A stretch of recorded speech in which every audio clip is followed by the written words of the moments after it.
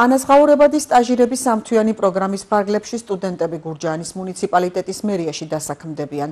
ადგილობრივმა თვითმმართველობამ სტაჟირება 7 პოზიციაზე გამოაცხადა. პროგრამა საქართველოს პრემიერ-მინისტრის ირაკლი კობახიძის გადაწყვეტილებით გამოცხადდა.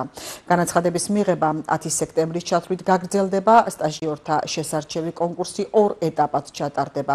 პირველი ითვალისწინებს განაცხადების მიღება გადარჩევას, ხოლო მეორე ეტაპი შერჩეულ კანდიდატებთან გასაუბრებას. პრემიერ-მინისტრის განკარგულებით გამოცხადდა სამთვიანი ანაზღაურებადი სტაჟირება, რომელიც დაიწყება 1 ოქტომბერს და დასრულდება 31 დეკემბერს.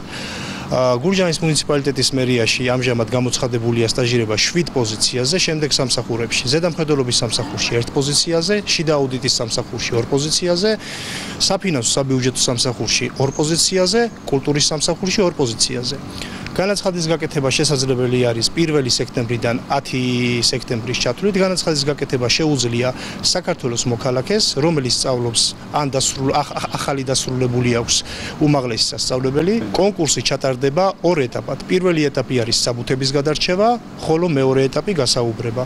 გურჯაანის მუნიციპალიტეტის მერიაში სტაჟიორის შრომითი ანაზღაურება განისაზღვრა 428 ლარით.